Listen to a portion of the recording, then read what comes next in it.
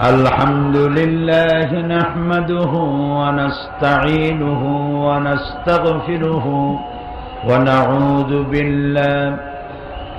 ونعوذ بالله من شرور أنفسنا ومن سيئات أعمالنا من يهد الله فلا مضل له ومن يضلل فلا هادي له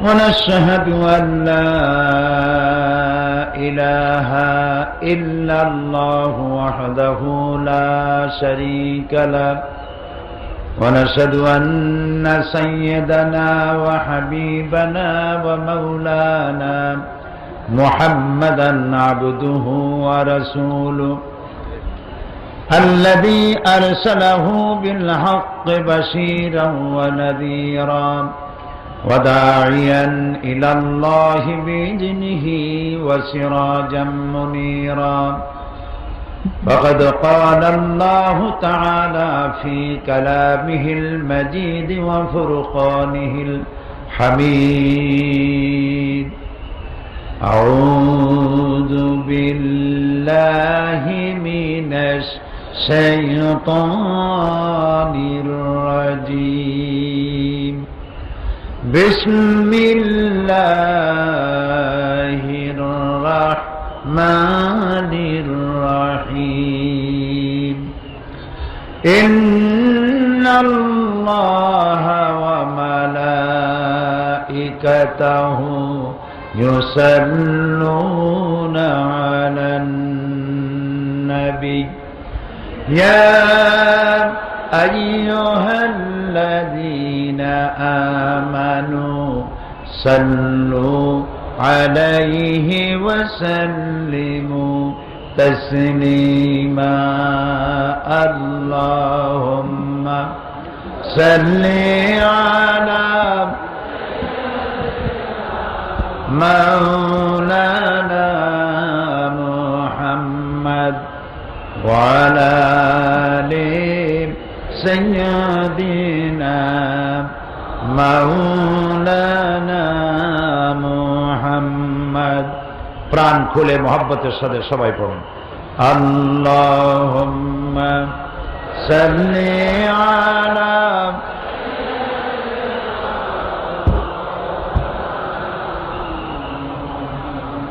وعلى آل سيدنا مولانا محمد بلغ العلا بكماله كشف الدجى بجماله حسنت جميع خصاله صلوا عليه ہونا یہ پھول تو بلبل کا ترنم بھی نہ ہو چمن دہر میں کلیوں کا تبسم بھی نہ ہو بلغ العلا كشف الدجى بجماله حسنت جميع خصاله صلوا عليه আরবের বুকে মক্কার পরে আমিনার যেথায় ঘর খোদার করুণা রহমত হয়ে ঝরছে বারংবার বালাগাল উলা বেকামালিহি কাশাফাদ দুজা বেজামালিহি হাসনাত জামিউ খসালিহি সাল্লু আলাইহি চট্টগ্রাম ইসলামী সমাজ কল্যাণ পরিষদ কর্তৃক আয়োজিত 5 দিন ব্যাপী ঐতিহাসিক তাফসীরুল কোরআন মাহফিলের ২৭তম বাৎসরিক মাহফিলের আজকের এই দ্বিতীয় দিবসে সম্মানিত সভাপতি ফজিলতুল শেখ হযরতুল আল্লাহ মাওলানা শামসুদ্দিন সাহেব, আমার অত্যন্ত বন্ধু, এদেশের সর্বজনম শ্রদ্ধ পরিচিত ব্যক্তিত্ব, আন্তর্জাতিক খ্যাতিসম্পন্ন মুফাসসিরে কোরআন হযরত মাওলানা লুৎফুর রহমান সাহেব, হাজারাত উলামায়ে কেরাম, উপস্থিত বাংলাদেশের বিভিন্ন প্রান্ত থেকে, পার্শ্ববর্তী দেশ থেকে আগত সম্মানিত কোরআন প্রেমিক, রাসূল প্রেমিক ভাইয়েরা, পর্দার আড়ালের মা এবং বোনেরা, আসসালামু আলাইকুম ওয়া রাহমাতুল্লাহি ওয়া বারাকাতুহু।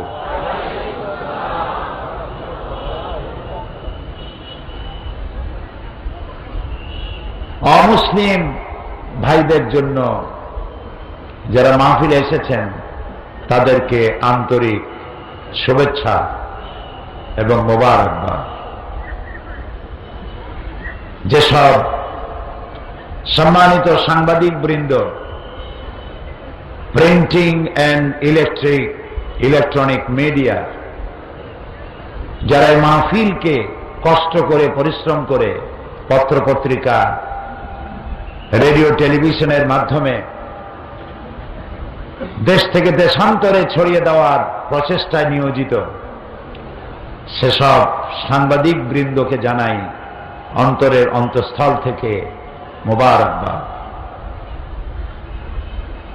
প্রিয় ভাই সব, কোরআনে কারীমের মাহফিলে আল্লাহ তাআলা যে আমাদের আসার তৌফিক দিয়েছেন, এজন্য মনিবের দরবারে শুকরগুজার হচ্ছি। সর্বপ্রথম বিনীতভাবে উচ্চারণ করছি আলহামদুলিল্লাহ, রব্বানা লাকাল হামদ হামদান কাসীরান তাইয়্যিবান মুবারাকান ফীহি ইয়া রাব্বি লাকাল হামদু কামা ইয়ানবাগি লিজালালি ওয়াজহিকা ওয়া আযীমি সুলতানিকা। প্রাণ ভরে আমরা আমাদের মনিবের প্রশংসা করলাম, বলি আলহামদুলিল্লাহ। কোরআন আরবি ভাষায় নাজিল হয়েছে, আর আমাদের ভাষা আরবি নয়, আমাদের ভাষা কি? বাংলা। আর আজ হচ্ছে ঐতিহাসিক ভাষা দিবস, আন্তর্জাতিক মাতৃভাষা দিবস, ঐতিহাসিক 21শে ফেব্রুয়ারি। গোটা জাতি এ দিবসকে শ্রদ্ধার সাথে পালন করেছে। মাতৃভাষা হচ্ছে আল্লাহ রাব্বুল আলামিনের সেরা দান। তিনি মানুষকে কথা বলার তৌফিক দিয়েছেন, পাখিকে ভাষা দিয়েছেন, পিঁপড়াকে ভাষা দিয়েছেন। পিঁপড়াও কথা বলেছে, পিঁপড়ার ভাষা আছে। পিঁপড়ার ভাষা আছে না? আপনারা দেখেছেন পিঁপড়া যখন যে পথে যায়, যার সাথে দেখা হয়, কানে কানে কি যেন বলে যায়, সম্ভবত SMS করে। পিঁপড়ার ভাষা বোঝার তৌফিক আল্লাহ তাআলা দিয়েছিলেন সুলাইমান আলাইহিস সালামকে। মানতিকাত তায়র, তিনি পাখির ভাষা বুঝতেন, প্রাণীর ভাষা বুঝতেন। সুলাইমান আলাইহিস সালাম যাচ্ছেন, আর পিঁপড়া বলছে তার সাথী সঙ্গীদেরকে যে সুলাইমান আসতেছে তার সৈন্য সামন্ত নিয়ে, তাড়াতাড়ি গর্তে লুকাও, তা না হলে তাদের পদতলে পিষ্ট হয়ে মরবে। সুলাইমান আলাইহিস সালাম পিঁপড়ার রাজারে হাতে উঠায় নিলেন। আমাদের দেশে পিঁপড়ার রাজা আছে না, চেনেন? কেমন দেখা যায়? ভালোই দেখা যায়। পিঁপড়ার রাজারে সুলাইমান আলাইহিস সালাম হাতে উঠাইছেন। পিঁপড়াকে তিনি প্রশ্ন করছেন, পিঁপড়া জবাব দিচ্ছে। পিঁপড়া প্রশ্ন করছে, সুলাইমান আলাইহিস সালাম জবাব দিচ্ছেন। ভাষা না জানলে কি জবাব দিতে পারতেন? এখন পিঁপড়া ভাষা আমি বুঝি, মানুষ সামান্য একটু ইংরেজিতে কথা কইতে পারে, তাই কত অহংকার। বাংলা কইতে গিয়ে মাঝে মধ্যে ইংরেজি না কইলে জানটা ঠান্ডা হয় না। আছে না একরকম লোক, কয় যে ভাই তুমি বাঙালি মানুষটা তো ইংরেজি কও কেন? কয় যে সরি, কয় যে এইটা একটা ইংরেজি কয়ে ফেললেন, কয় এক্সট্রিমলি সরি। তো মানুষ একটু ভাষা শিখলে, একটু বিদ্যা অর্জন করতে পারলে একটা অহংকার সৃষ্টি হয়, সকলের হয় না। রব যার প্রতি এহসান করেছেন, দয়া করেছেন, তার হয় না। এখন সুলাইমান আলাইহিস সালাম পিঁপড়ার সঙ্গে কথা বলছেন, তার মধ্যে একটা অহং বোধ আসতে পারে। পিঁপড়ার ভাষা বুঝতেছি আমি, কিন্তু নবুয়তের শান দেখুন। পিঁপড়ার ভাষা বুঝতেছি, নফস যেন গরম না হয়ে ওঠে, সেজন্য তিনি সাথে সাথে বললেন, রব্বে আউজি'নি আন আশকুরা নি'মাতাকাল্লাযী আন'আমতা আলাইয়া ওয়া আলা ওয়ালিদাইয়া। ও আল্লাহ, তুমি আমাকে ওই পরিমাণ তোমার কৃতজ্ঞতা প্রকাশের তৌফিক দাও যে পরিমাণ নিয়ামত তুমি আমারে আর আমার মা বাপরে দিয়েছ। ওয়ান আমালা সালিহান তারদাহু, আর এমন আমল করার তৌফিক আমাকে দাও যে আমল করলে তুমি খুশি হও। ওয়াদখিলনি বিরাহমাতিকা ফি ইবাদিকা সালিহিন, আর তুমি আপন করুণায় আমাকে তোমার সলিহীন বান্দাদের মধ্যে শামিল করে নাও। ভাষা একটি নিয়ামত। আর রহমান আল্লামাল কোরআন খলাকাল ইনসান আল্লামাহুল বায়ান। মানুষকে আল্লাহ ভাষা শিক্ষা দিয়েছেন। এই যে পাখিরা গান গায়, কুহু কুহু তাদের, আপনি শোনেন কুহু কুহু, সে তো বলতেছে আল্লাহু আল্লাহু। ওয়ালাকিন লা তাফকাহুনা তাসবিহাহুম, তোমরা ওদের তাসবিহ বোঝো না। ওরা ওদের ভাষায় আল্লাহর গান গায়, আল্লাহর কৃতজ্ঞতা স্বীকার করে, আল্লাহর তাসবিহ পড়ে। প্রিয় ভাই সব, মাতৃভাষা আল্লাহর দান। আল্লাহ তাআলা বলছেন, ওমা আরসালনা মির রাসূলিন ইল্লা বিলিসানি কওমি লিয়ুবায়্যিনা লাহুম। আমি এমন কোন নবী পাঠাই নাই যে নবীকে তার জাতির মাতৃভাষায় পাঠাই নাই। এই মাতৃভাষায় নবী পাঠাইছি এই জন্য যাতে করে তারা আমার বাণীগুলিকে তার জাতিকে বুঝায় দিতে পারে। আল্লাহ নবী পাঠাবেন আরব দেশে, সেজন্য লন্ডন থেকে নবী বানায় আনেন নাই। ইংরেজি কইলে আরবরা বুঝবে কি? ঠিক না? সুতরাং যে জাতি কাছে আল্লাহ নবী পাঠাবেন সেই জাতির মাতৃভাষায় আল্লাহ নবী পাঠিয়েছেন। এই ভাষা হচ্ছে আল্লাহর দান। ওয়ামিন আয়াতিহি খালকুস সামাওয়াতি ওয়াল আরদ ওয়া ইখতিলাফি আলসিনাতিকুম ওয়া আলওয়ানিকুম। আল্লাহ তাআলা বলছেন, আমার অসংখ্য নিদর্শনের মধ্যে রয়েছে আকাশ আর জমিন, আর রয়েছে তোমাদের মধ্যে রঙের বৈচিত্র্য, আর রয়েছে ভাষা। অসংখ্য ভাষা এবং রং, এসব আমার সৃষ্টি, আমার নিদর্শন। ইন্না ফী যালিকা লাআয়াতিন লিল আলামিন। আর যারা বুদ্ধিমান সেই সব মানুষের জন্য, জ্ঞানবান মানুষের জন্য আমার এসব জিনিসের মধ্যে রয়েছে অনেক নিদর্শন। নবী করিম সাল্লাল্লাহু আলাইহি ওয়াসাল্লাম, তাকে ছোট্ট অবস্থায় আল্লাহ তাআলা লালন পালন দায়িত্ব দিলেন বনি সাদ গোত্রের কাছে। যেহেতু আরবের মক্কার ভাষা আঞ্চলিক ভাষা, কলুকাল ল্যাঙ্গুয়েজ তাদের আরবি ভাষা, কিন্তু কথাগুলি তারা উচ্চারণ করে স্থানীয় ভাষায়। যেমন আমাদের মাতৃভাষা বাংলা হলেও এক এক এলাকায় এক এক ধরনের। চট্টগ্রামের বাংলা আর সিলেটের বাংলা, নোয়াখালীর বাংলা, বরিশালের বাংলা, এসব কি একরকম? একরকম।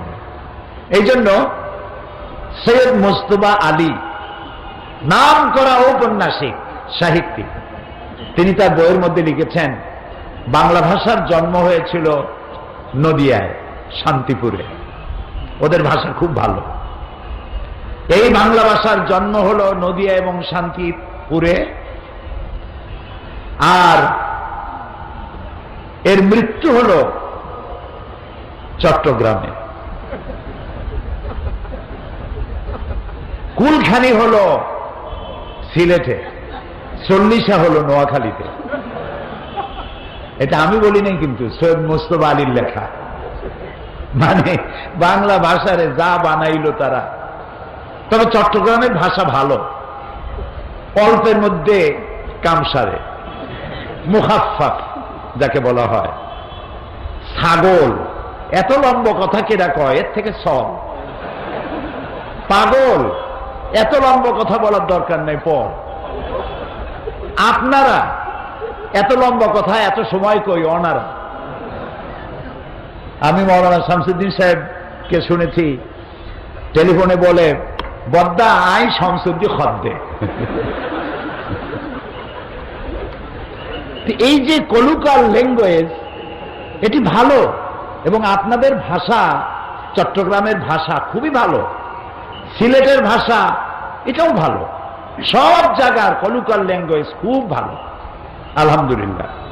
আপনাদের ভাষার মধ্যে আরবির মিলজুল আছে।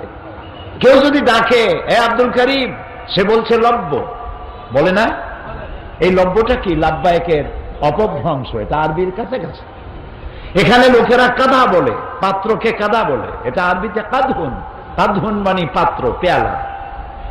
তাহলে দেখা যায় আপনাদের কথা আরবির কাছাকাছি। সিলেটেও এরকম তাদের কথাগুলি আছে।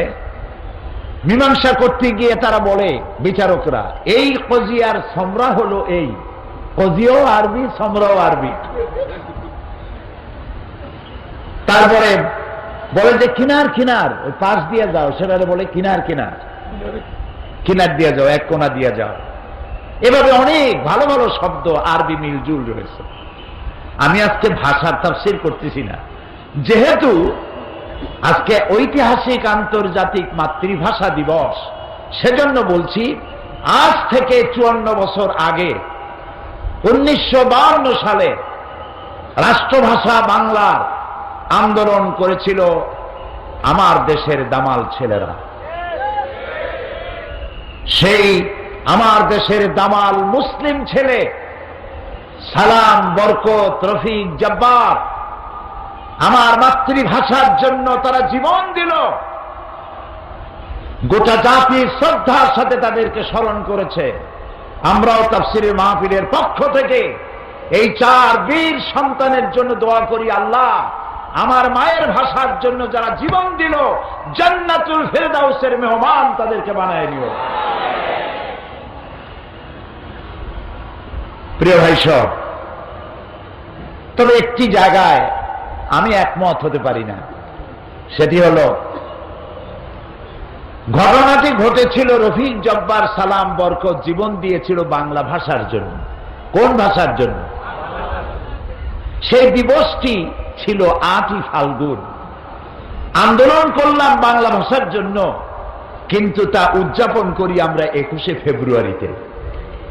এইটা আমি বুঝি না, মিলটাল করতে পারলাম না। কেন বুঝলাম না তাও বুঝি না। যদি 21শে ফেব্রুয়ারি না করে 8ই ফাল্গুন করতাম, তাহলে বোধহয় বাংলা ভাষার মর্যাদা আরো একটু হইত। আজ কোর্ট কাছারি আদালতে বাংলা ভাষার জন্য 21শে ফেব্রুয়ারিতে পাঞ্জাবি পরে লোকেরা, যেমন পয়লা বৈশাখ একদিনের জন্য একটু বাঙালি হয়, ইলশা মাছ, পান্তা ভাত আর কাঁচামরিচ আর কাঁচা পেঁয়াজ এগুলোতে খাইয়া একদিনের জন্য একটু বাঙালি হয়, এর কোনো মানে নেই। আমাদের কোর্ট কাছারি আদালতে আমাদের বিজ্ঞ আইনজীবীরা বিচারককে সম্বোধন করে মাই লর্ড। কি মারাত্মক কথা! মাই লর্ড মানে কি আমার প্রভু, আমার রব। নাউযুবিল্লাহ, সবাই বলি নাউযুবিল্লাহ। আপনারা বলুন, মহামান্য আদালত, মহামান্য বিচারক, মাই লর্ড, এই কথা বলা কবিরা গুনাহ। কোন মুসলমানে বিচারককে মাই লর্ড বলা জায়েজ নাই, হারাম, কবিরা গুনাহ। আপনি বাংলায় বলুন মহামান্য আদালত, মহামান্য বিচারক। সুতরাং বাংলায় কথা বলতে শিখি, বিশুদ্ধ বাংলা বলতে চেষ্টা করি, তাহলে ভালো হবে। এবং আজকের এ বিষয়ে আমার শেষ কথা, আসুন জীবনের সকল স্তরে বাংলা ভাষা চালু করার আন্দোলন শুরু করি। বাংলা ভাষা না জানলে, না বুঝলে, কোরআন যদি বাংলায় তাফসীর না হইতো, তাহলে সাধারণ লোকেরা কোরআন বুঝতে পারত না। এই জন্য আমার মায়ের ভাষা শুধু নয়, আমার বাপের ভাষাও বাংলা। সুতরাং মাতৃপিতৃ ভাষা বাংলা। এই ভাষার সাথে আমাদের প্রাণের সম্পর্ক, জীবনের সম্পর্ক। এ ভাষা আমি তৈরি করে নাই, কোন বুদ্ধিজীবী তৈরি করে নাই। সমস্ত ভাষার স্রষ্টা কে? সবাই বলুন, সে আল্লাহর প্রশংসা করছি। প্রিয় ভাই সব, আমরা এসেছি কোরআন শুনতে। কি শুনতে এসেছি? কোরআন। আলহামদুলিল্লাহ, এই কোরআন শুধু মুসলমানদের জন্য আসে নাই। আল্লাহ তাআলা কোরআন সম্পর্কে বলেছেন, হাদা বায়ানুল লিন্নাস হুদাল লিন্নাস, এটা পৃথিবীর সকল মানুষের জন্য আমি নাজিল করেছি। সুবহানাল্লাহ। আল্লাহর নবী বলেন, লা তুহসা আজাইবুহু ওয়ালা তুবলা গারাইবুহু ফীহি মাসাবিহুল হুদা ওয়া মানারিল হিকমা। আল্লাহ তাআলা বলেন, আল্লাহর নবী বলেন, এই কোরআন কোনদিন পুরাতন হবে না, জীর্ণ হবে না, শীর্ণ হবে না। এই কোরআনের বিস্ময়কারিতা, এই কোরআনের আশ্চর্য অবস্থা, বিস্ময়কারিতার কোনো শেষ নাই। বিজ্ঞানের আবিষ্কার যত বাড়বে, বিজ্ঞান যতই অগ্রসর হবে, ততই কোরআনের কাছে বিজ্ঞানীরা ভিক্ষুকের মতো কিয়ামত পর্যন্ত হাত তুলে থাকবে। এটা শেষ নাই, কোনদিন পুরাতন হবে না। এক এক বছর করে করে 26টি বছর এই মাঠে, সেই মিউনিসিপ্যাল হাই স্কুল মাঠ চট্টগ্রাম, তারপরে কলেজিয়েট হাই স্কুল মাঠ, এরপরে হাই স্কুল থেকে কলেজ, কলেজ থেকে প্যারেড ময়দান পর্যন্ত 26 বছর পার করলাম।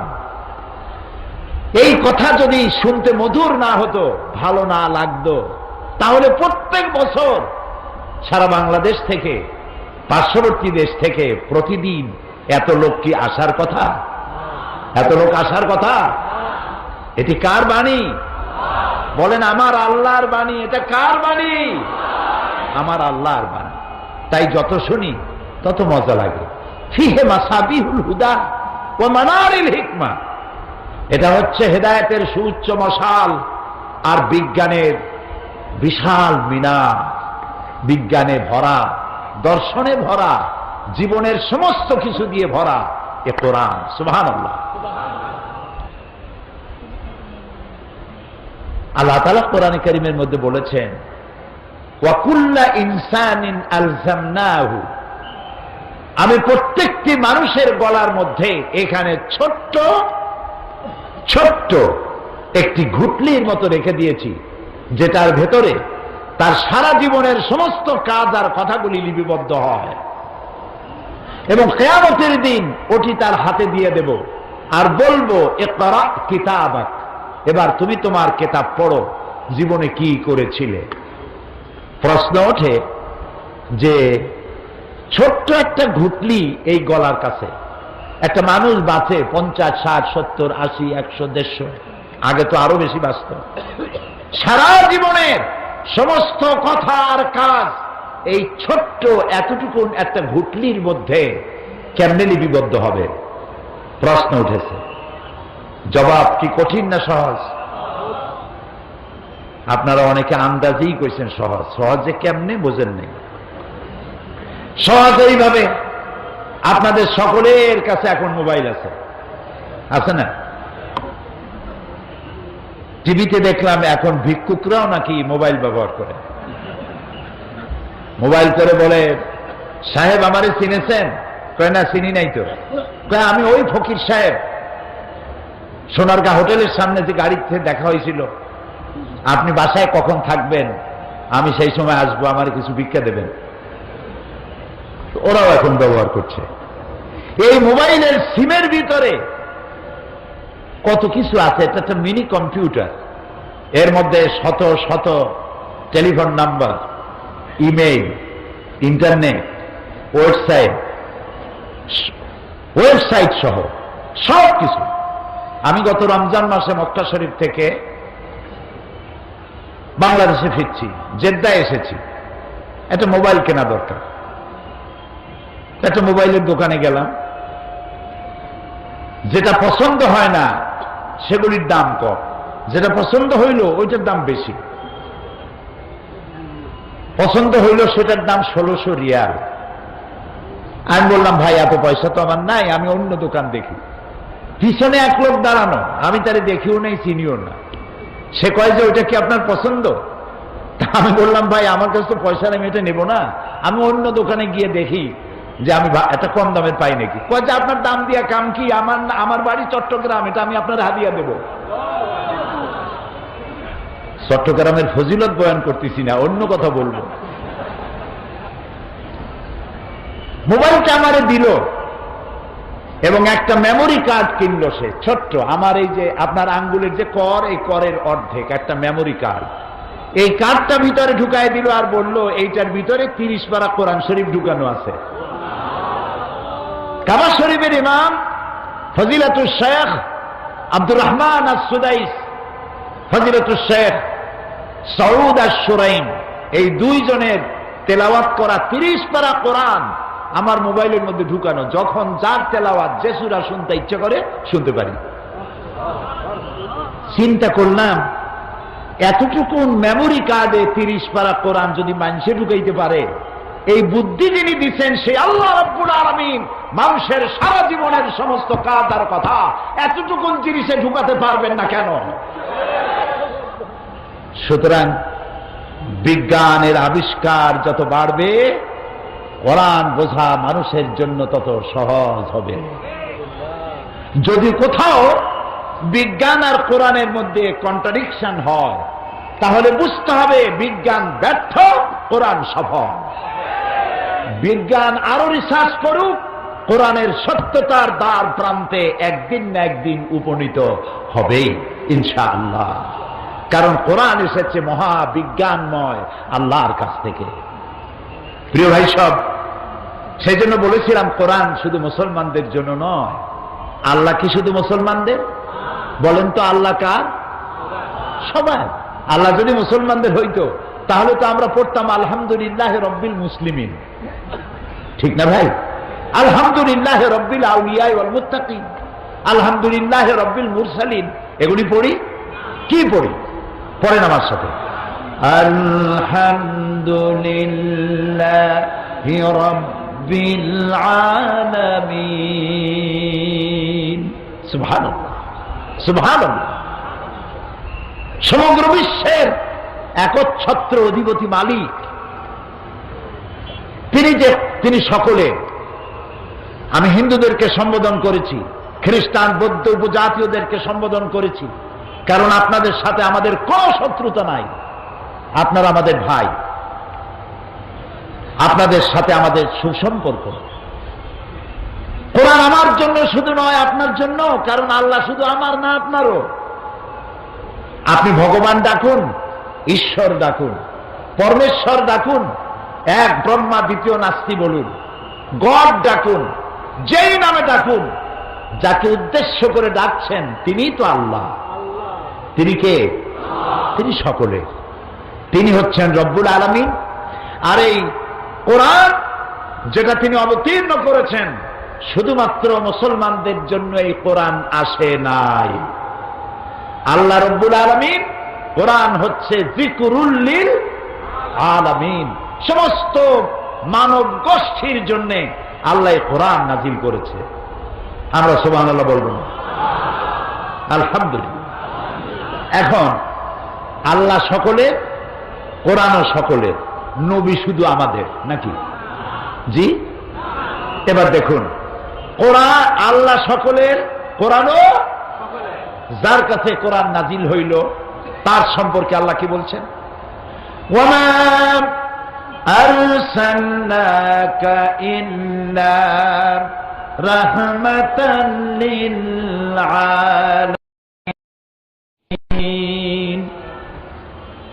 নবী হে, আমি আপনাকে আমার গোটা সৃষ্টি জগতের জন্য, হোল ম্যানকাইন্ড, সমস্ত মানব গোষ্ঠী, এমনকি সৃষ্টি জগতের জন্য আপনি আমার করুণার মূর্ত প্রতীক, আপনি আমার রহমত। সৃষ্টি জগতের জন্য।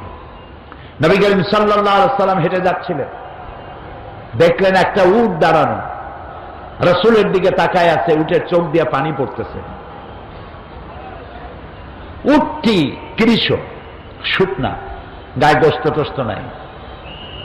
নবী করিম সাল্লাল্লাহু আলাইহি ওয়াসাল্লাম উটের মালিককে ডাকলেন আর বললেন, উট তার নীরব ভাষায় আমাকে জানালো, এই উটের তুমি যত্ন নাও না, ঠিক মতো পানি আর খাবার তুমি তাকে দাও না, তোমাকে আল্লাহর কাছে দায়ী হয়ে যেতে হবে।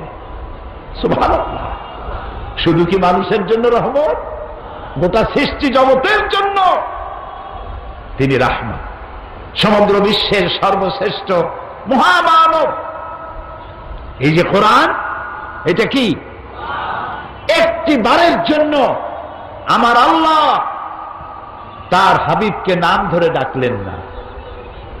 সুবহানাল্লাহ বলবেন না? তিনি তো বললেন, ইয়া আদম, ইয়া ঈসা, ইয়া মূসা, ইয়া জাকারিয়া, ইয়া ইয়াহইয়া, ইয়া ইব্রাহিম। কে আমাদের জাতির পিতা? তাও বুঝতে ভুল হয়। কে আমার জাতির পিতা? কোন মুসলিম সন্তান জাতির পিতার ব্যাপারে কোনো আপোষ করতে পারে না। এ মুসলিম মিল্লাতের একমাত্র পিতা ইব্রাহিম আলাইহিস সালাম। কোন বেঈমান ছাড়া, কোন মুনাফিক ছাড়া, ইব্রাহিম আলাইহিস সালাম ছাড়া কাউকে জাতির পিতা বলতে পারে না। আল্লাহ তাআলা কোরআনে কারীমের মধ্যে কোথাও বলেন নাই ও জাতির পিতা ইব্রাহিম, বলেছেন না। ডাইরেক্ট, ওয়ানাদাইনাহু আইয়া ইব্রাহিম, আমি ডেকে বললাম, ও ইব্রাহিম, কাদ সাদ্দাকতা রুইয়া ইন্না কাযালিকা নাজজিল মুহসিনিন।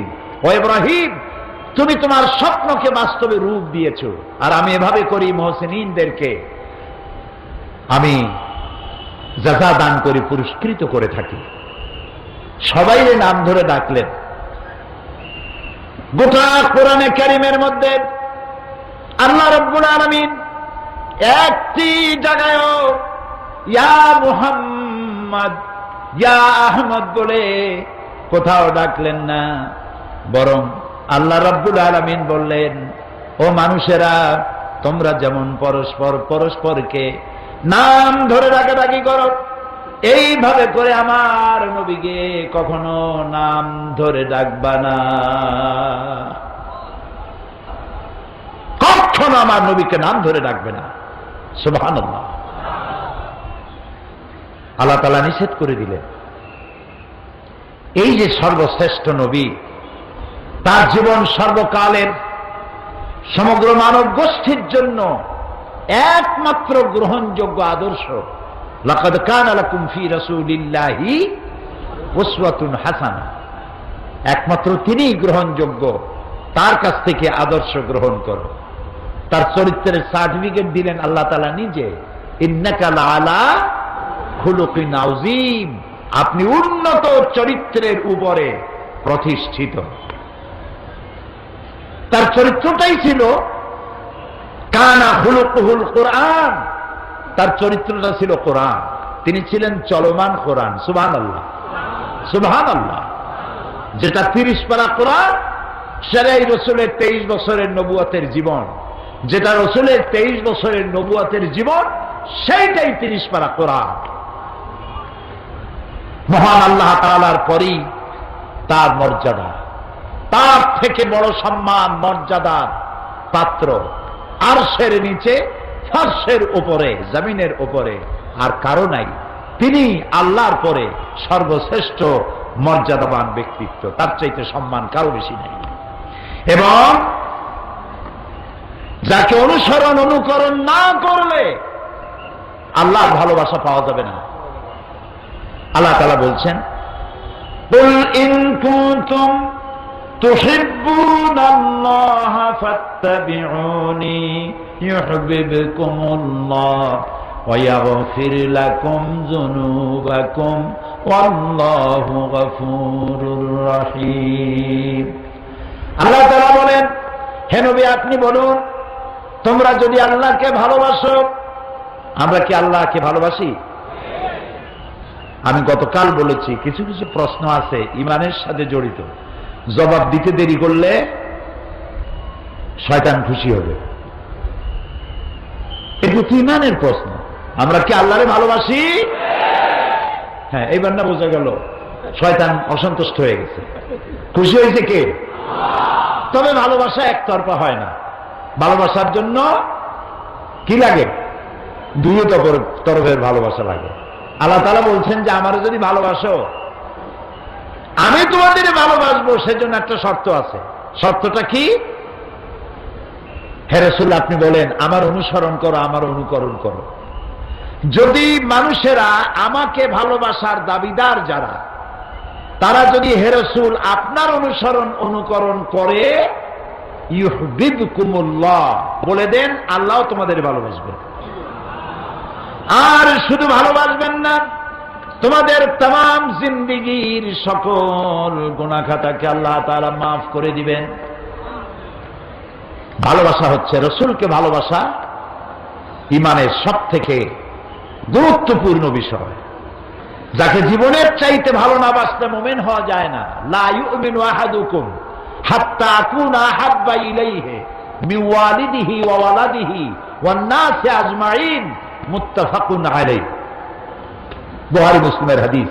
রাসূলুল্লাহ বলছেন তোমাদের মধ্যে কেউ মুমিন হতে পারবে না যতক্ষণ পর্যন্ত তোমরা তোমাদের নিজেদের ছেলে মেয়ে, পিতা মাতা, ধন সম্পদ, সারা পৃথিবীর মানুষ, এমনকি নিজের জীবনের চাইতে আমাকে ভালোবাসতে না পারবে, ততক্ষণ পর্যন্ত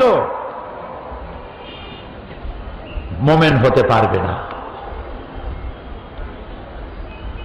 এই যেখানে মুসলমানদের সাথে রাসূলের সম্পর্ক, সেই নবীর আদর্শের সাথে, সেই নবীর অবদানের সাথে, সেই নবীর জীবনে এই পৃথিবীর মানুষের সভ্যতার বিকাশে, এ মানব গোষ্ঠীকে সত্যিকারের মানবার পেছনে যার অবদান সর্বাধিক, তার সাথে আদর্শ দিয়ে আদর্শের মোকাবেলা করতে না পেরে পৃথিবীর নাস্তিক, মুরতাদ, মুশরিক, ইহুদি, নাসারা ঐক্যবদ্ধ হয়ে ইসলাম এবং তার নবীর বিরুদ্ধে তারা মিডিয়া সন্ত্রাসের আশ্রয় গ্রহণ করেছে এবং এই মিডিয়া সন্ত্রাসের মধ্য দিয়ে নবী করিম সাল্লাল্লাহু আলাইহি ওয়াসাল্লামকে অমর্যাদা করার জন্য তারা ঐক্যবদ্ধ হয়েছে। 1972 এবং 73-এ তদানীন্তন সরকারের আমলে আমাদের দেশে কবি নামের কলঙ্ক, জাহান নামের কীট, নর্দমার পোকা, দাউদ হায়দার নামে এক অসভ্য নরপশু রাসূলুল্লাহকে গালি দিয়ে কবিতা লিখেছিল। যখন বাংলাদেশের মানুষ সমুদ্রের উত্তাল ঢেউয়ের মতো যখন ফুঁসে উঠল, সরকার, সেই সময়ের সরকার তাকে শাস্তি না দিয়ে বিদেশ যাওয়ার সুযোগ করে দিয়ে সুখী জীবন যাপনের সুযোগ করে দিল। কয়েক বছর পূর্বে ভারতীয় বংশোদ্ভূত ব্রিটিশ নাগরিক সালমান রুশদি কোরআনে কারীমকে স্যাটানিক ভার্সেস বলে বই লিখল। আমাদের মা বিশ্বজননী উম্মুল মুমিনিন হযরত আয়েশা রাদিয়াল্লাহু তাআলা আনহার নামে কুৎসা রটনা করল, রাসূলকে গালি দিল। যে দেশে সে বসবাস করে সেই দেশ তার নিরাপত্তার জন্য বিলিয়ন বিলিয়ন অর্থ খরচ করল,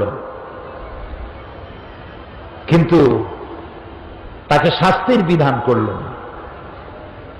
তাকে পুরস্কারের ব্যবস্থা করা হলো, নিরাপত্তার ব্যবস্থা করা হলো। এর বিরুদ্ধে পৃথিবীতে প্রতিবাদ করতে গিয়ে বহু মুসলমান শহীদ হয়েছে। মুসলমানের অবস্থা তো এই, অনেক মুসলমান আছে নামাজ পড়ে না, রোজা রাখে না, মদ খায়, মিথ্যা কথা বলে, কিন্তু রাসূলকে গালি দেওয়া হয়েছে, এটা শোনা মাত্রই সে বেরিয়ে যায়। আমি অপরাধী, নামাজ পড়ি না, এটা ঠিক, মদ পান করি সেটাও ঠিক, কিন্তু রাসূলুল্লাহকে গালি দিলে আমি বাঁচবো কেন? শহীদ হয়ে যায়, মরে যায়, সে জীবন দিয়ে দেয়।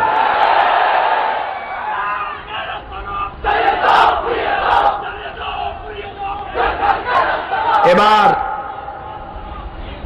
একের পর এক মুসলমানদের ঈমান টেস্ট করা শুরু করেছে ইসলামের বিদ্বেষীরা। এই পৃথিবীর মানচিত্রে একটি দেশের নাম ডেনমার্ক। ডেনমার্কের একটি পত্রিকা নবী করিম সাল্লাল্লাহু আলাইহি ওয়াসাল্লামের ব্যঙ্গচিত্র অঙ্কন করল। তার মাথার উপরে বোমা আকৃতির একটা পাগড়ি পরায় দিল, নাউযুবিল্লাহ। তার দুই পাশে অর্ধনগ্ন দুইটা মেয়ে লোক দিয়ে দিল, নাউযুবিল্লাহ, নাউযুবিল্লাহ। আমি এদেরকে মানুষ মনে করতে পারি না, কোন অবস্থাতেই মানুষ মনে করতে পারলাম না। আমি দুঃখিত, এরা মানুষ না।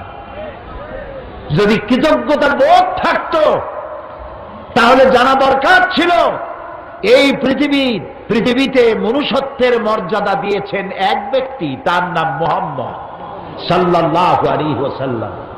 পৃথিবীর মানুষকে সভ্য বানিয়েছেন, ভদ্র বানিয়েছেন, নারীর মর্যাদা দিয়েছেন, শ্রমিকের অধিকার দিয়েছেন, শিশুর অধিকার দিয়েছেন, সাদা এবং কালো মানুষের পর্বত সম বৈষম্য দূরীভূত করে একই সমান্তরালে এনে দিয়েছেন। গোটা বিশ্ব, সমগ্র বিশ্বের মানব গোষ্ঠী যদি তার কলিজা বুক থেকে নিজেরা নিজে ছিঁড়ে রাসূলের কদমের উপরে রেখে দেয়, রাসূল পৃথিবীকে যে ঋণী করেছেন সেই ঋণ শোধ হবে না। বিশ্ব মানবতার মহানবীর এই ব্যঙ্গচিত্র ফুঁসে উঠল পৃথিবী, গর্জে উঠল মুসলিম উম্মাহ।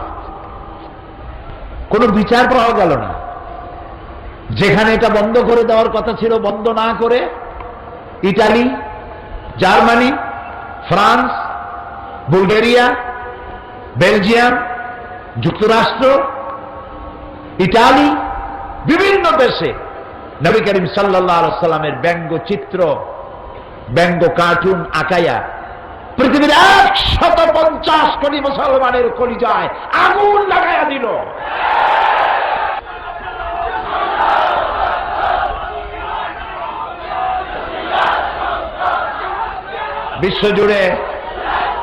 বিশ্বজুড়ে মুসলমানরা প্রতিবাদ মুখর হয়ে উঠল। শহীদ হল আফগানের 17 জন মুসলমান, শহীদ হল নাইজেরিয়ার 11 জন মুসলমান, শহীদ হল ইটালির 16 জন মুসলমান।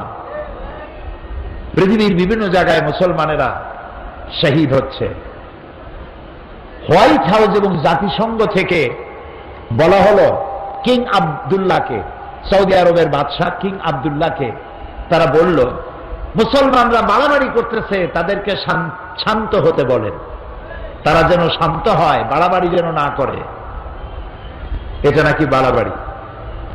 গতকাল আমি এই শেরটা পড়েছিলাম, वो कत्ल भी करते चर्चा नहीं होता, हम आह भी करते बदनाम हो जाता। ও যদি মানুষও হত্যা করে তা নিয়ে কোনো পর্যালোচনা সমালোচনা হয় না, কিন্তু আমি তীরের আঘাতে বোমার আঘাতে জর্জরিত হয়ে কষ্ট পেয়ে যদি আহ শব্দ বলি বদনাম হয়ে যায়। তুই আহ করলি কেন? আমি আহও করতে পারবো না।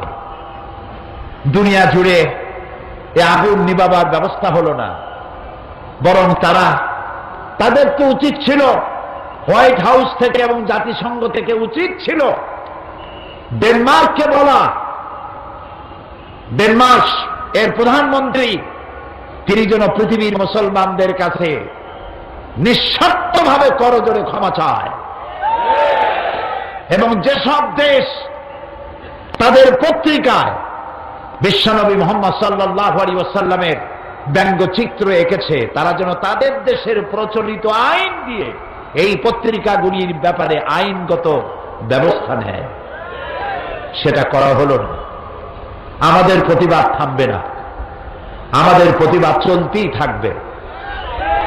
অতদিন চলতে থাকবে যতদিন পর্যন্ত ডেনমার্কের কুলাঙ্গার পত্রিকা মানুষ নামের অযোগ্য কলঙ্ক নরপশু সে দেশের সরকার যতদিন পর্যন্ত মুসলমানদের কাছে ক্ষমা না চাইবে এবং পত্রিকার বিরুদ্ধে শাস্তিমূলক ব্যবস্থা না নিবে, পৃথিবীর মুসলমানেরা ঘরে বসে থাকতে পারে না।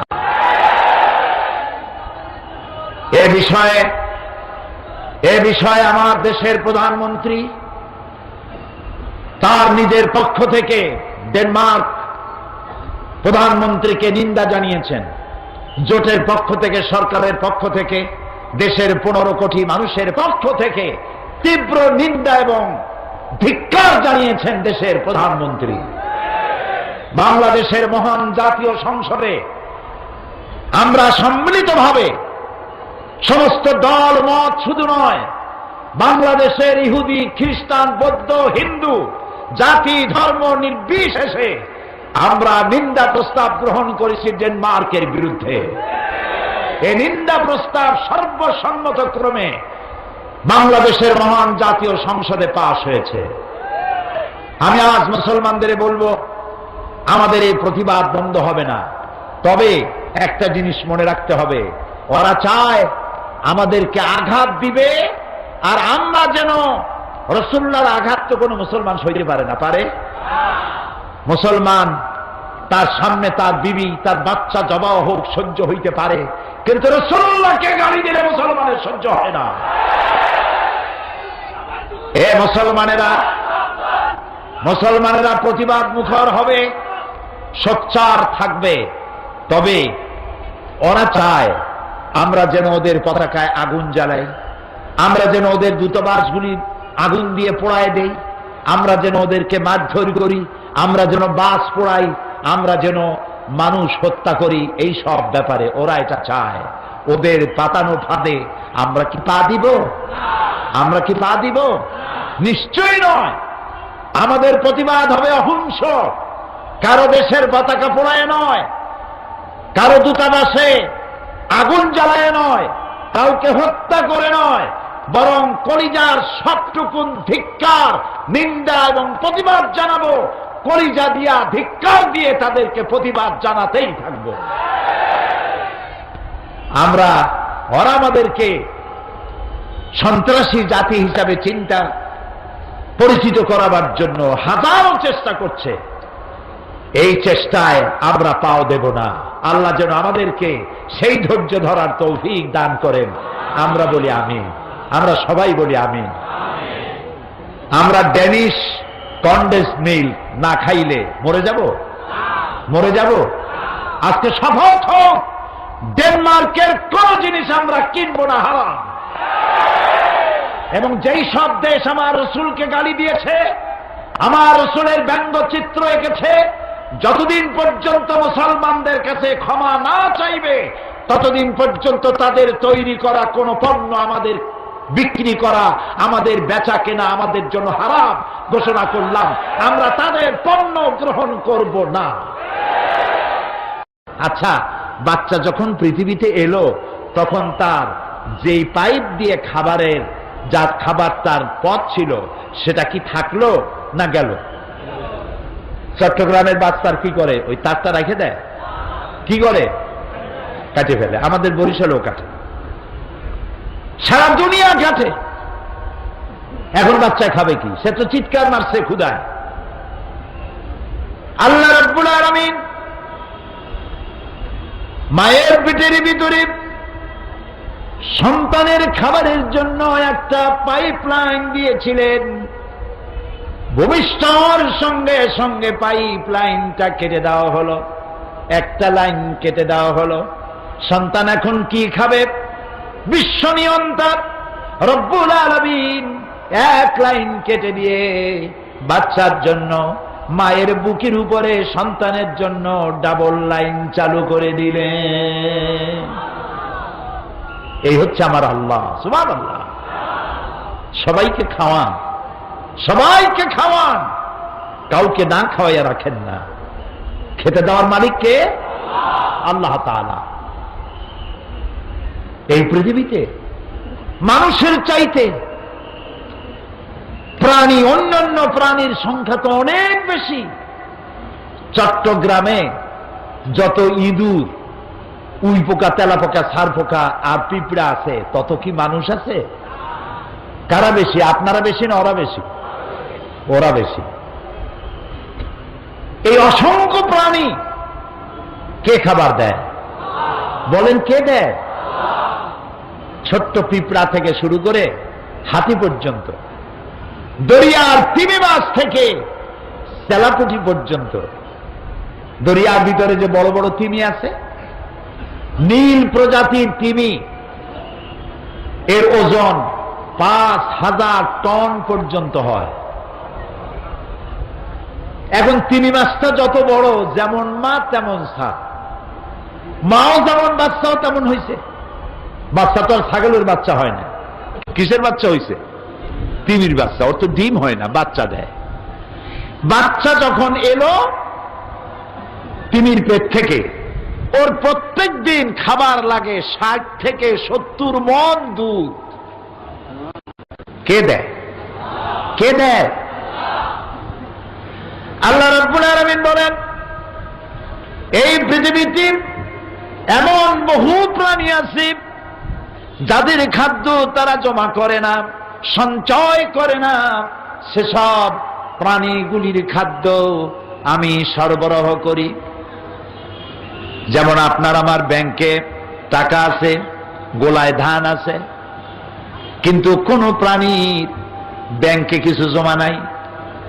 আজ সকালে যা খেলো, কাল সকালে কি খাবে তার জানা নাই।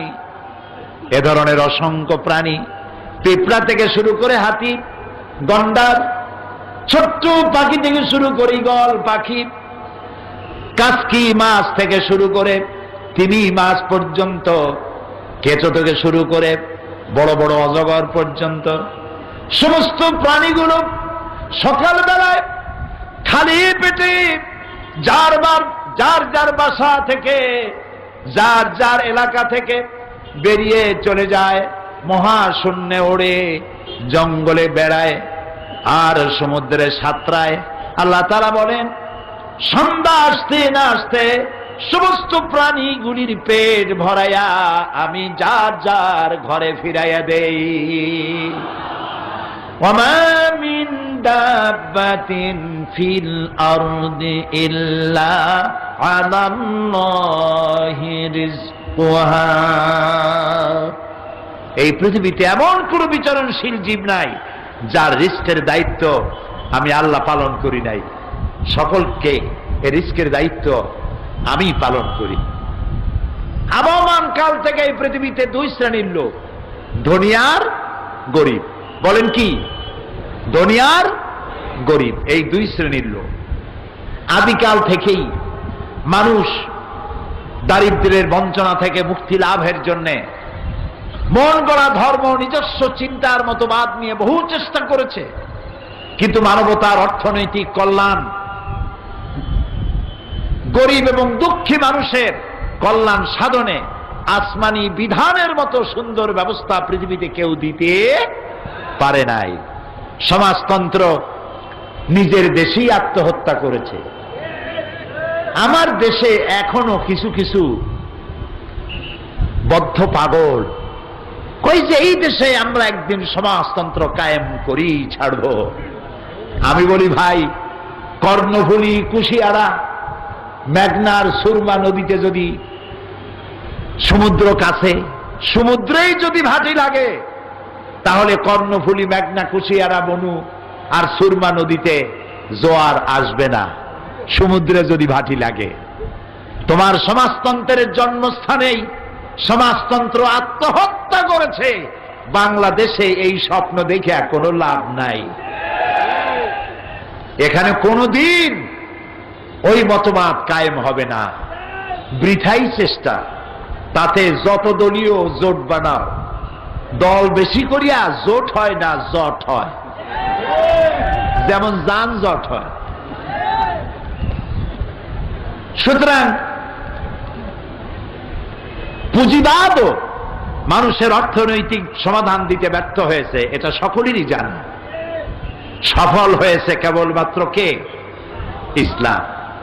তাই বিশ্ব মানবতার মহানবী তিনি নবুয়ত পাওয়ার পর মানুষকে একটি দাওয়াত দিলেন, একটি স্লোগান শিখাইলেন, ইয়া আইয়ুহান নাস কুলু লা ইলাহা ইল্লাল্লাহ। জানেন? তাও কয় আসতে জি, জোরে সরে পড়েন, লা ইলাহা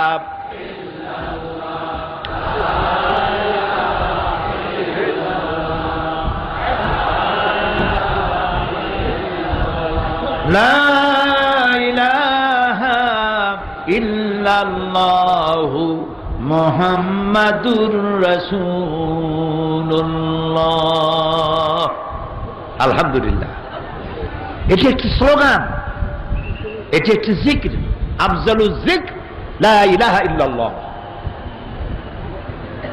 এটি একটি বিপ্লবাত্মক কথা, এটি একটি রিভলিউশন সৃষ্টিকারী কথা, এর থেকে বিপ্লব সৃষ্টিকারী কথা, স্লোগান আকাশেও নাই, জমিনেও নাই। রাসূলুল্লাহ বললেন, ইয়া আইয়ুহান নাস, ও আমার কুরাইশের লোকেরা, এরকম, ও মুসলমানেরা এরকম না। আমার নবী তো বিশ্ব নবী। আলহামদুলিল্লাহ বলো, আমার নবী কি নবী? বিশ্ব নবী। আহারে, কতটা ভালো হতো যদি খ্রিস্টানরা, আমরা যেভাবে ঈসা আলাইহিস সালামকে মহব্বত করি, এইভাবে যদি আমার রসুলকে তারা মহব্বত করত। আমরা তো ঈসা আলাইহিস সালামকে গালি দেই না। একজন মুসলমান আছে যে ঈসা আলাইহিস সালামকে গালি দেয়? যদি দেয় তো কি হবে? কাফের হয়ে যাবে। ঈসা আলাইহিস সালামকে আমরা আমাদের কলিজা দিয়ে মহব্বত করি, ঈসা আলাইহিস সালামের মাকে মহব্বত করি, সম্মান করি। তিনি এই পৃথিবীর অন্যতম শ্রেষ্ঠ নারী। ঈসা আলাইহিস সালামকে কখনো কোনো মুসলমান গালি দেয় না।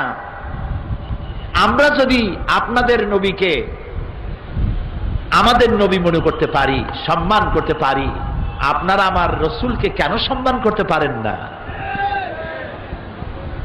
সম্মান করতে শিখুন। আমরা এক হতে পারি, পারি না এক হইতে?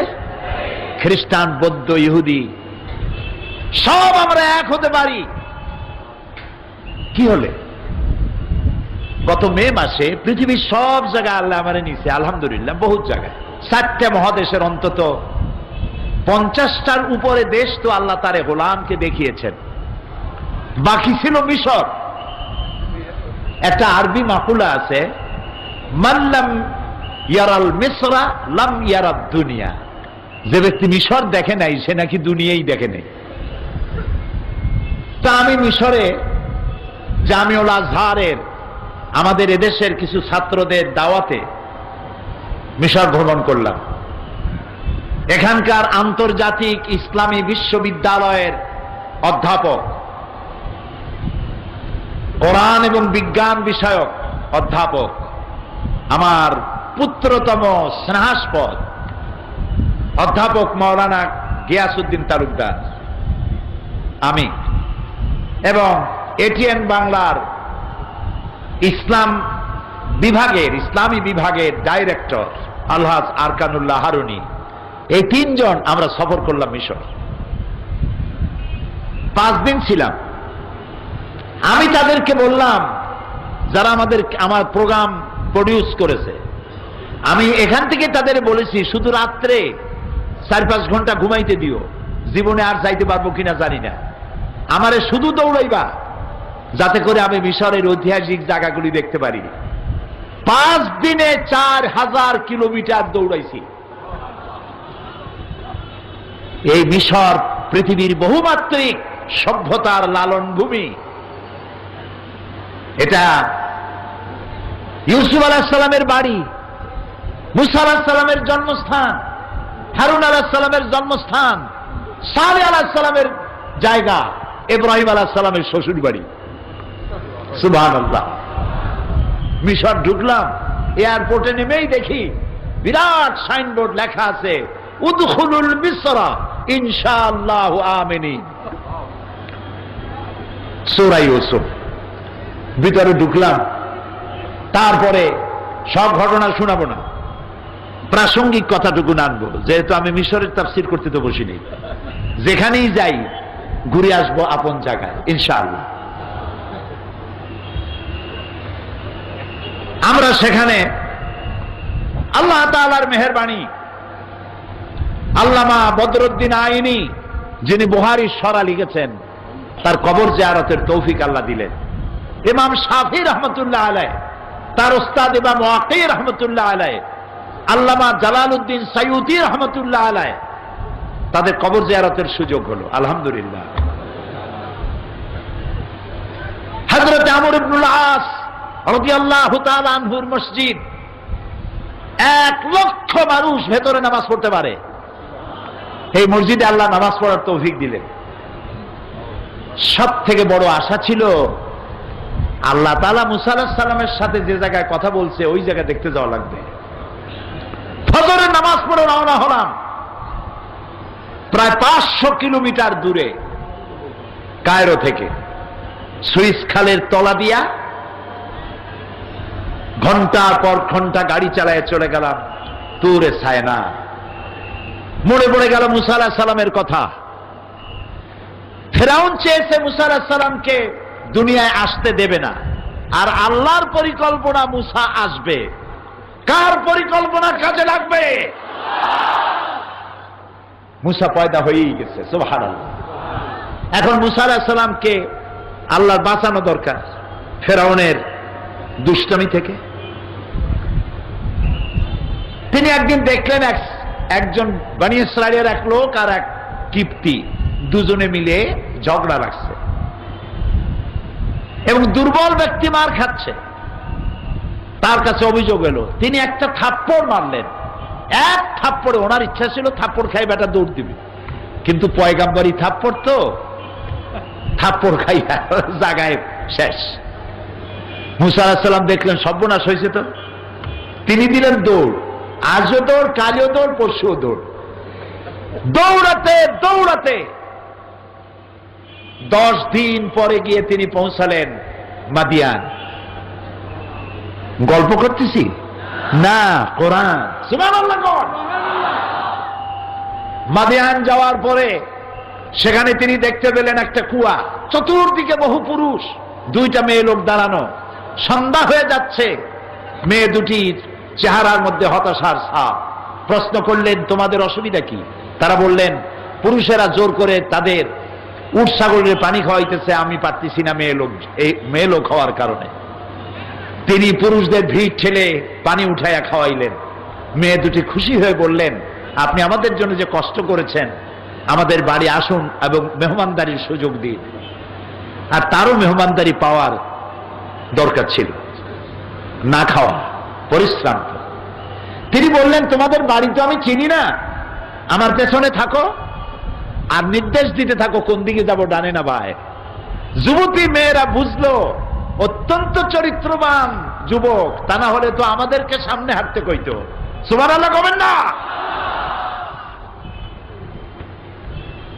মেয়ে দুটি বাড়িতে চলে গেছেন, বাবার কাছে গিয়ে হাজির।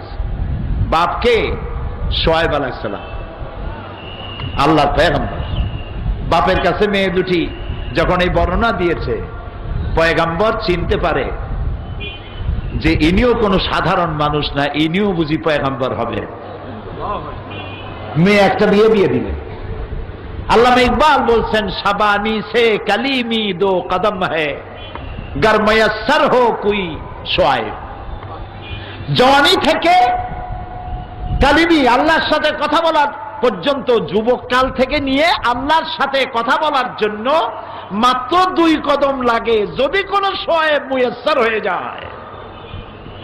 শোয়েব আলাইহিস সালামের বাড়িতে লালিত পালিত হলেন, 10 বছর থাকলেন।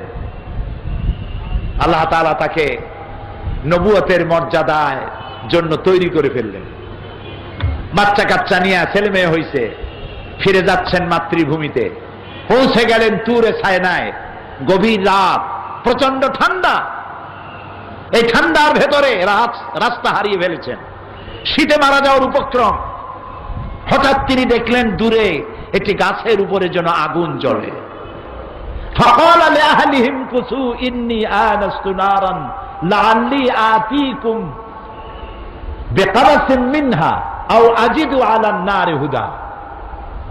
হে আমার পরিবারের লোকেরা, অপেক্ষা করো, আমি দূরে দেখতে পাচ্ছি একটু আগুন, আমি ওখানে যাব, যাইয়া যদি আগুন পাই তাহলে আগুন নিয়ে আসবো, আমরা একটু ঠান্ডা দূর করতে পারবো। আর এও হতে পারে আগুনের সাহায্যে আমাদের হারানো পথ আমরা পেয়ে যেতে পারি। ফালাম্মা তাহা নুদিয়া ইয়া মূসা ইন্নী আনা রাব্বুক। ও মূসা, যেবারে আগুন মনে করছেন, আগুনটা গুন্ডা, আমি তোমার রব। আল্লাহু আকবার, আমি তোমার আল্লাহ। ফাখলা আলাইক ইন্নাকা বিল ওয়াদিল মুকাদ্দাসি তুয়া। ও মূসা, তুমি ওয়াদি মুকাদ্দাসে পৌঁছে গেছো। ওয়াদি বলা হয় উপত্যকাকে, আর উপত্যকা হলো 2 পাহাড়ের মাঝখানে ঢালু সমতল জায়গাকে বলা হয় উপত্যকা।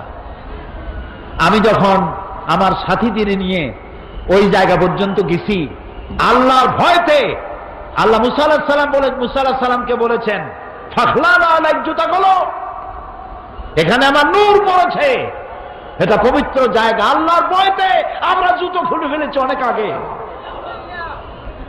আজান দিলাম, সম্ভবত গিয়াসউদ্দিন আজান দিয়েছিল।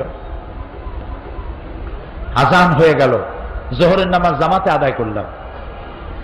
সেই জায়গাটা তাকায়া দেখে চোখে ধন্য মনে করলাম, সে জায়গাটা এখনো আছে যেখানে আমার আল্লাহ মূসা আলাইহিস সালামের সাথে কথা বলছিলেন। আল্লাহু আকবার, আমার চোখ ধন্য, আমার জীবন ধন্য। ওই জায়গায় দেখলাম, আসি মূল কথায়, ওই জায়গায় দেখলাম একদিকে একটা গির্জা আর তার পাশেই একটা মসজিদ, একদম গায়ে লাগানো।